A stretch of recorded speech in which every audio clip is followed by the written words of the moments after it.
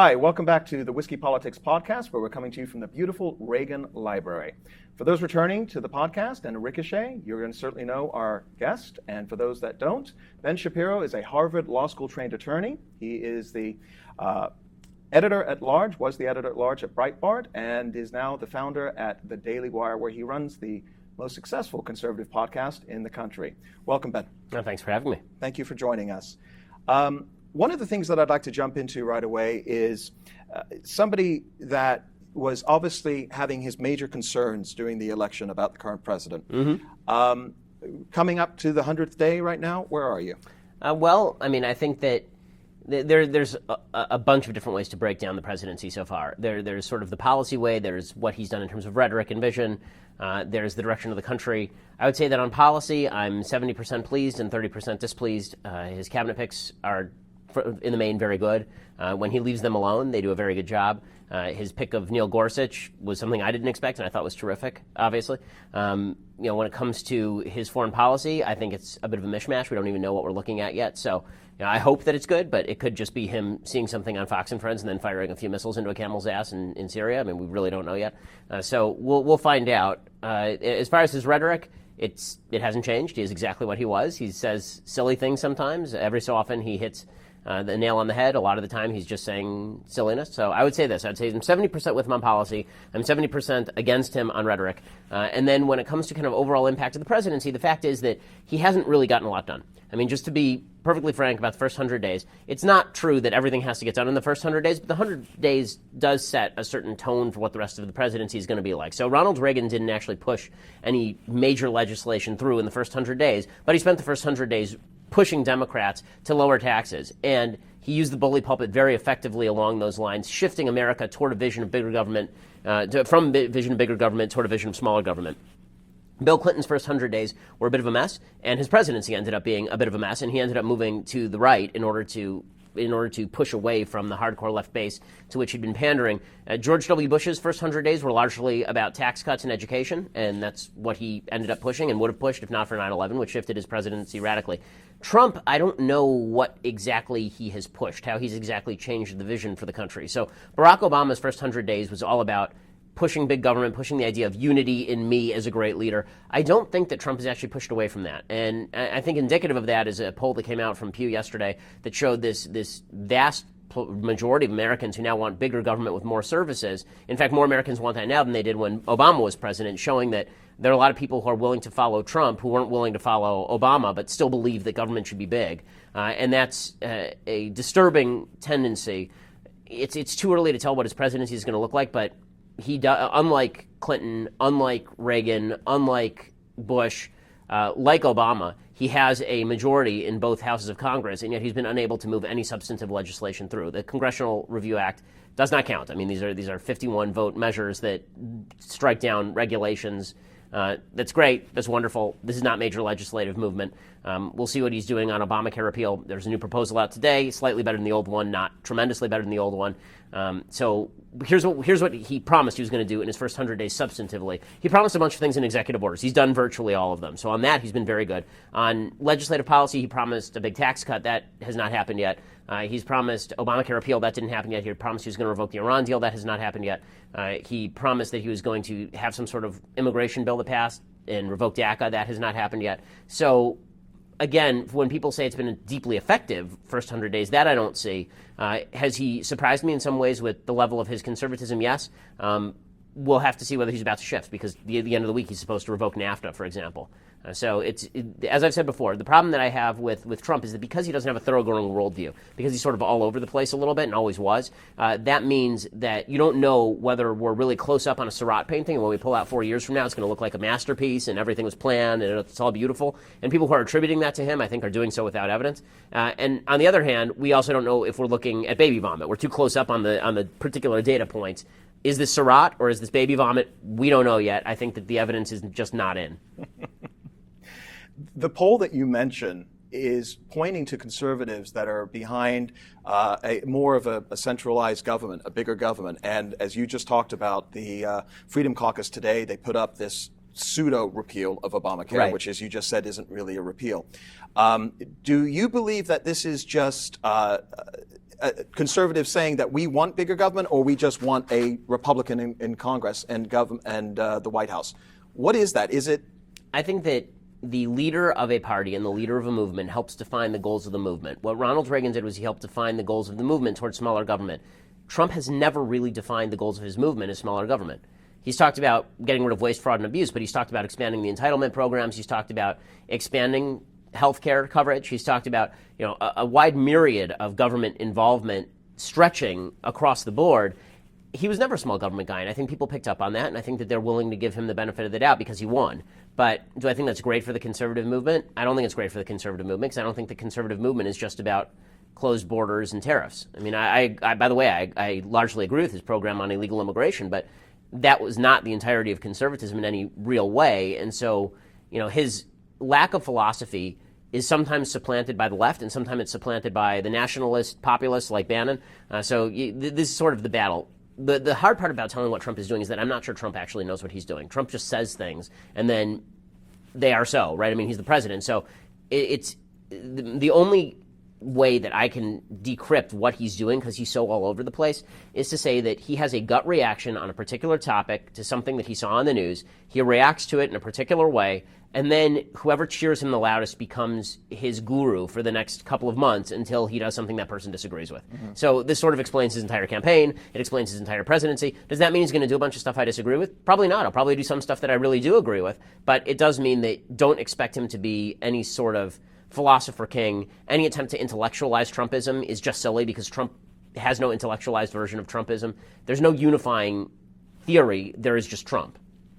Some would point to, obviously, him overturning a lot of the executive orders by implementing new executive orders. But the biggest ones he hasn't overturned, right? I mean, he didn't overturn the Iran deal, which was basically an executive order. He didn't overturn DACA, which he promised over and over and over he was going to overturn. I mean, I'm all happy about the Keystone XL pipeline and all, but the Keystone XL pipeline is a tertiary issue from an economic perspective. Like, it's great, and I'm glad he's removing all these regulations, and I'm glad that Scott Pruitt, more importantly at EPA, is getting rid of all the regulations. But the two biggest executive orders that he signed have both been struck down by the courts, or at least held up by the courts, and they've been knocked down by the courts in large part based on rhetoric that he spoke. Now, the courts are totally wrong to do this, right, but to suggest that it's been overwhelmingly effective from an executive point of view is just not true. Do you think those cases go to the Supreme Court? Yeah.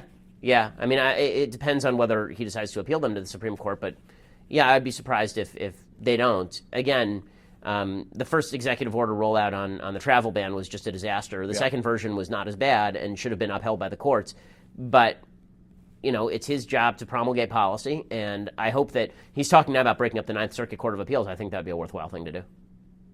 Can he just appoint new judges to that? Well, no, the idea would be that he would get Congress to break up the Ninth Circuit Court of Appeals. That he would basically just, I mean, the way that the Constitution works is that Court of Appeals are created by Congress. They're not created by the Constitution, and Congress can break them up. So they would vote to break up the Ninth Circuit Court of Appeals into two separate districts. There would now be a new Ninth Circuit and a new 10th Circuit, presumably. Interesting. And that would cover less territory, because the Ninth Circuit covers this enormous swath of territory, right, unifying states that have nothing in common. Right. You mentioned an individual. I want to raise this question that actually came from a Ricochet member. His pseudonym is Hoyakon. He says, as someone with as much firsthand experience with Steve Bannon, were you comfortable seeing him in a position of power in the White House, and are you surprised that he apparently failed to maintain it? No and no. I mean, I wasn't comfortable with him in the White House because I think Steve is a political dilettante. I think that he doesn't have any thoroughgoing worldview. I think that he reads a lot. He's a very smart guy. Mm-hmm. But his strategy has basically been to glom onto people more powerful than he is and then reflect back at them what he thinks their viewpoint is. And he also happens to be one of the worst people I know personally. So that doesn't make me super comfortable. But do I think that he's capable of ruining the United States? No, I never thought that Steve was capable of ruining the United States or anything. Does it strike me as weird that he hasn't been able to hold on to his position? Not particularly, because I think Steve is unable to control himself. It looks like what happened is that if his entire strategy is get close to powerful people and then kiss their ass, basically, which is what he's spent his entire career doing, then once I think he got a little big for his britches. The worst, I said this at the time, the worst thing that could have happened to Steve Bannon was him being on the cover of Time magazine, because that threatened Trump. That threatened Trump's ego. And apparently there have been multiple reports about this. Trump didn't like that. When people started saying President Bannon, Trump didn't like that. Right. Makes sense. That's how Trump acts. It's all about the ego. And so when he got into a pitched battle, apparently, with Ivanka and Jared, it's like, dude, just dumb. I mean, forget about whether you're right or wrong. I actually agree with Bannon on politics more than I agreed with Ivanka and Jared. But that's just stupid. I mean, if you want to maintain your voice with the president, don't go after the daughter that he likes. I mean, that's silly. Yeah. Moving to another issue, you're famous for a lot of reasons. A lot of them have to do with the fact that you make a lot of speeches around at different universities around the country. Social justice warriors will, put together human chains to try and prevent you from speaking. Obviously, this is a huge thing in the news right now. We're seeing Ann Coulter, obviously Milo a couple of months ago. Charles Murray, Middlebury. Charles Murray. The list goes on. What's happening? Well, I mean, I think that there's a particular view of the left on campus that suggests that I am doing violence to you if I offend you.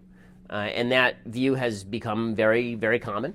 It's, the level of violence varies pretty wildly from campus to campus. I speak at 25 to 30 campuses a year.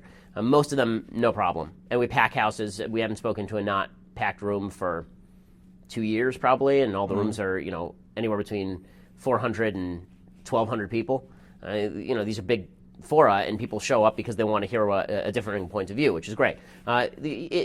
At Cal State LA, I mean, long before the Berkeley stuff, at Cal State LA, there was a near riot when I spoke at Cal State LA. Right. So I'm sort of used to this a little bit. But what is disturbing, and this was sort of hinted at Cal State LA, and what happened there is the movement by the left to use what are basically anti-free speech brown shirts in order to generate violence, and then have administrators say, well, thanks to the violence, we can't do anything. You're not going to be able to speak here.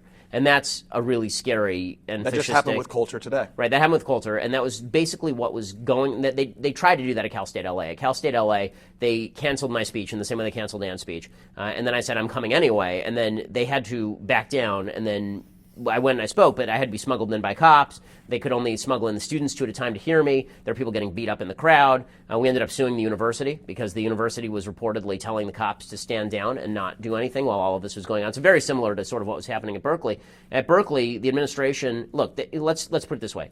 There is no question that this is viewpoint discrimination on the basis of, on the back of anonymous violence. If Ta-Nehisi Coates wanted to speak at Berkeley and a bunch of white supremacists showed up and tried to act violent, is there any doubt whatsoever that the Berkeley police would have been there baton in hand wailing on him? The National Guard. Exactly. Jerry Brown would have called out the National Guard. The idea that the police just couldn't handle Antifa and that's why they weren't going to do this, no, it's because the city council in Berkeley and the mayor of Berkeley and the administration at Berkeley don't want to crack down on violent leftists who are trying to harm conservatives. And that's an awful, awful thing. And it's something new. I mean, I spoke at Berkeley 2 years ago, and there was no problem. I spoke there like mid-2015, and we spoke to, it was a crowd of like 200 people, no problem, no protesters, nothing. Because, and that's sort of what I had figured from them, because what's kind of odd about speaking on these campuses, you sort of get a feel for which campuses are going to be hot and which ones aren't. Berkeley was not going to be hot because it's so political that they're used to having people with varying viewpoints on the campus all the time. That's why I really think that a lot of the people who are showing up and making trouble now are not students but Antifa. I think that the Antifa is really dangerous. Let's talk about Antifa. There's documents that currently show that Antifa is spreading out, they're sending out messages that you can now bring guns to these protests. Yeah, I mean, somebody's going to get shot. I hope it's not me. I mean, seriously. Who is Antifa? Who is funding this? I mean, there are rumors that Soros was funding it. I haven't confirmed those, so I wouldn't want to give them too much credence. Are they not a terrorist organization? They are a terrorist organization. I mean, committing acts of political violence is by definition terror. I mean, they are a terrorist organization. And the police not stopping them in Berkeley is disgusting. And you've got all these people, Gavin McInnes' Proud Boys, you've got people who are showing up trying to protect free speech and then getting into fights with the Antifa guys, and then the media covering it like these are just two sides of the same coin, like it's brown shirts versus reds, and that's not accurate. I mean, forget the political views at issue. The people who are starting the violence invariably are the people from Antifa, and the police are standing by, and it's not because the police are bad guys, it's because the chief of police is a political position, and the Berkeley City Council does not care whether people who disagree with them get beat up. This is extreme leftism. I mean, you even have now Bernie Sanders and Elizabeth Warren coming out and saying that this is a problem. Yeah, exactly. And as well they should. Now, the less extreme version is, like when I was at University of Wisconsin, we had a bunch of protesters, 15, 20 protesters, who stood in front of the stage. They formed that human chain, like you mentioned, and they tried to shut down the event. That we were told, I mean, I said to the police, why don't you get these people out of here? Like, what the hell? And the police had been told by the administration that if they were forced to remove the protesters, they would also shut down the event. That is the heckler's veto, right? I mean, the idea that if I can just shut down an event by protesting it, that's a crazy, crazy thing. It didn't come to it there because people just eventually left, but they stood there chanting for 20 minutes while everybody sat there and waited. And if they decided to shut it down, they could have shut it down. I mean, they basically just shut down Murray at Middlebury College. They apparently tried to shut down in Canada. They tried to shut down Daniel Lappin. I mean, they're now trying to shut down everybody. These more radical leftists. The worst are, of course, the Antifa people who actually get violent. But there is this radical leftist idea that if I protest and shut down your speech, I've done some sort of great service for mankind. The irony, of course, is that they're actually driving people away from their own political position. As you mentioned, Bernie Sanders and Elizabeth Warren and Bill Maher and Chris Matthews, they're on the same side as Ann Coulter on this one. So, and if you're Milo, I mean, Milo is begging for this, right? I mean, Milo has been in some serious political trouble, and now Milo is like deliberately going to Berkeley because he wants the headline. He's smart, you know, and they're stupid enough that they'll give him the headline. Well, not everybody on the Democrats agree with this perspective. You have Howard Dean, the DNC, you have DNC chairman, you have Tom Perez, who's out there now, is basically potty mouth. In fact, you wrote an article, I think it was in the National Review just a couple of days ago, and I just want to quote this for people that didn't read it. DNC chairman Tom Perez and his potty mouth, you stated, Democrats are in trouble nationwide because they've strayed from their core pitch, which is caring about every American. Instead, they've decided to embrace the intersectional nonsense of Barack Obama, who divvied Americans up among race, class, sex, sexual orientation lines, and then pandered to each group individually. You finish it with, the Democrats no longer have a national message that resonates. They have regional messages which make most Americans feel like refuse. Is this a winning message for them to carry to 2018? Do you think that's going to work for them? No, I don't think it's going to work for them, although I think 2018 off-year elections are difficult. So, again, just looking historically, the last time a president gained seats in a midterm election was Bush, and that was right after the 9/11 terror attack. So it's pretty rare for the party in power to gain seats in the election. Yeah, exactly. So it's much more common for the party in power to lose seats during the midterm elections. I would expect that the Republicans are going to lose some seats, especially if they don't get anything done, based on rage at Trump. And when Republicans say, well, that's not enough for them to win, well, rage at Obama was enough for Republicans to gain 1,000 seats at the state level, half the governors, more than half the governorships, 32 governorships, and the House and the Senate, and now the presidency. So rage can go a pretty long way, but the intersectional stuff isn't going to work. So, so I think that their new philosophy, their new unifying philosophy is we hate Trump. And before we dismiss that, we should recognize that the unifying philosophy of we don't like Obama went pretty far. It did go far. And it's, you know, you see the town halls right now for congressmen who are coming home in recess, and they're organizing. The DNC are getting people to show up, and they're motivated. They're organizing, and they're angry, and they're motivated. Look at Kansas 4, Georgia 6. Absolutely. In both those districts, the key statistic there is not that the Republican won. They're supposed to win those districts. The key is what was the voter turnout fall off from the 2016 election. So in those districts, the voter turnout fall off for Republicans was about 50%. The voter turnout fall off for Democrats was about 25%. That means the Democrats are a lot more motivated right now to get to the polls than Republicans are. But we're talking 19 months from now. Right, so we'll find out 19 months from now. Right. But it would be hard to imagine, barring some sort of cataclysmic event, that Republicans are significantly more interested in going to the polls now or will be in 19 months than they are now. Politico came out with an article yesterday that basically said that the Iran deal was a deception by the Obama administration. The Obama sugarcoated the prisoner swap to secure the deal, and all of that was not transparent. And Iran, which never signed a deal, by the way, is not abiding, obviously, with the deal that they didn't sign. What happens to the Iran deal at this stage? Does Trump have any political appetite to overturn it? It doesn't seem like he has much political appetite to overturn it because, again, he is at war with himself with regard to foreign policy. He wants to be muscular. He wants to be powerful in the world, which is great. He wants to build up the military. But he also has this Pat Buchanan isolationist streak that says, well, let's just back off for a second. And I understand the tendency, but let's be real. Iran is the greatest regional threat in that part of the world. They're probably the greatest global threat in terms of terrorism across the planet. And just sticking our head in the sand and pretending that the Iran deal is going to continue on, or we're going to enforce it, but we're going to enforce it really, really strictly, it's going to be very difficult. Here's Obama created a bunch of unsolvable problems for Trump. So I'm not going to put this on Trump. This is on Obama. And what Obama did was he destroyed the international sanctions regime. Even if the United States were to unilaterally reimpose sanctions on Iran and freeze assets that are held in places we can control, it still wouldn't stop the growth of the Iranian economy. It still wouldn't prevent Iran from spreading its terror across the region. So I think that the only available option with regard to Iran is the same as it ever was, which is a sponsored military action or us turning a blind eye to the sponsored military action of somebody else. And that's the only possibility of real change in Iran. Theoretically, you could do what Newt Gingrich talked about. You could blockade the Straits of Hormuz and try and prevent them from exporting their oil.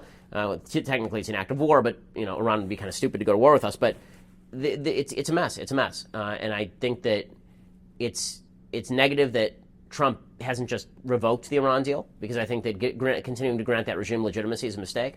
But it's Obama's fault for ramming the thing through, and Obama was malevolent in doing it. He knew exactly what he was doing, and he did it forthwith. Mm-hmm. He lied to do it. I mean, it's really, his legacy is going to be a lot of dead people. Wow. You're a Jewish conservative. I'm a Jewish conservative. And one of the things that, this is a two-part question for you.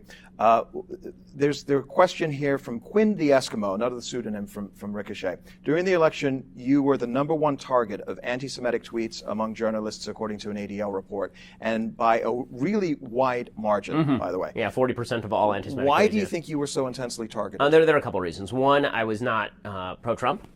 Two, I was a former Breitbart guy, so everybody in sort of the alt-right knew who I was because I was a Breitbart guy. Mm-hmm. And so when I was not pro-Trump, but I was Breitbart, then that kind of laid the groundwork. And three, I was Jewish. So those three things combined to really pave the way for me getting an enormous amount of crap. I was the heretic, right? I wasn't the guy I wasn't the guy they expected to not back Trump. I was somebody they would have expected to back Trump because I'm militant and because I'm strident in my viewpoint, and because I'm not afraid to punch back and all this. So they would have expected me to love Trump.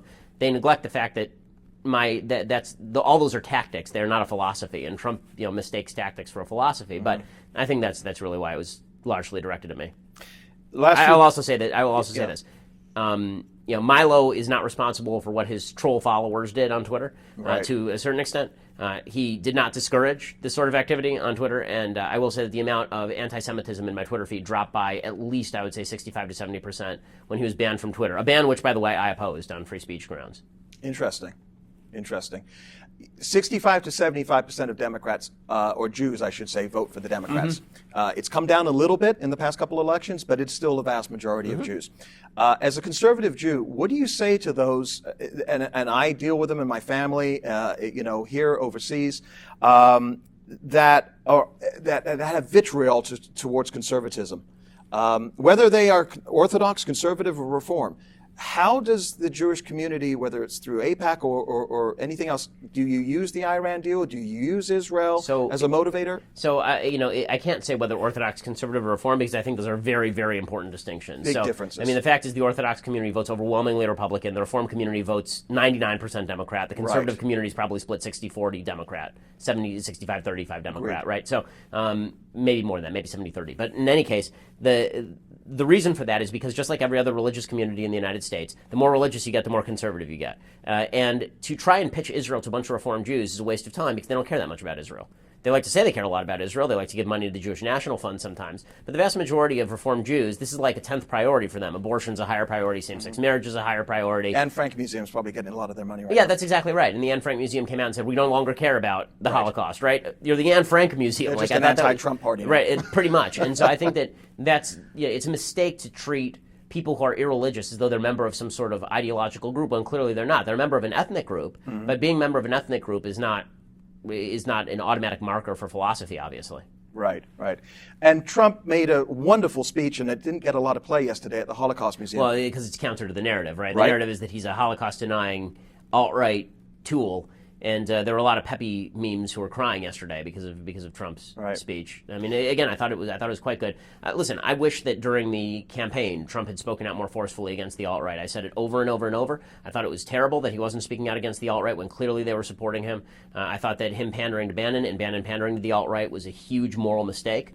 But he is not governed like somebody who's anti-Semitic. I see no evidence that he's personally anti-Semitic. He seems to me, like a lot of politicians, a guy who is willing to fellow travel with pretty much anyone to get where he wants, so long as they're applauding him. And that's dangerous, but it's not anti-Semitic. Right. Last question for you. It's from Ian McMullen at Ricochet. What does it mean for you to be a conservative, and could you make an argument to a Democrat that conservatism can be good for both parties? Yes. So what it means to me to be a conservative is God-given rights protected by a government dedicated to the preservation of those liberties. That's it. That's all conservatism is. It's a founding ideology that you have particular rights. Those rights are not rights that the government guarantees to you. They're not taken away from someone and given to you. These are rights that exist in the absence of government, and government is only there to protect the continued existence of those rights. So it's sort of, in practice, this often ends up looking a lot like John Stuart Mill libertarianism, this idea that the government has no role in regulating your behavior so long as you're not hurting anybody else. And here's the case that I would make for conservatism to people on the left, the small government case. You hate Trump, right? You think Trump sucks? Okay, well, I thought Obama sucked too. We'll make a deal. Obama won't have to matter to my life, and Trump won't have to matter to your life if they're not in charge of this giant machine called the government. If we just shrink the machine, like, you don't care who runs your local DMV because your local DMV doesn't have that much impact on your life. You do care who runs the federal government because it has a fair bit of impact on your life. Why don't we shrink the impact of the federal government, and then you won't have to care who's in charge of the federal government. You can go back to doing what it is you do. I can go back to doing what it is I do. And then we can argue it out on the local level, which is probably a better way to do this, as opposed to having this giant empowered national government that spends $4 trillion a year on random crap. And then you're very upset because Donald Trump is affecting your life, and I'm very upset because Obama's affecting my life. Terrific. Thank you so much. Greatly appreciate your time. We can find you at dailywire.com. That's the best place. And iTunes, Stitcher, and Google Play for your podcast. Give this guy a 5-star rating so others can find him, and Whiskey Politics as well at the same location. Thank you so much for your time, Ben. I appreciate it. Thanks so much. Appreciate it.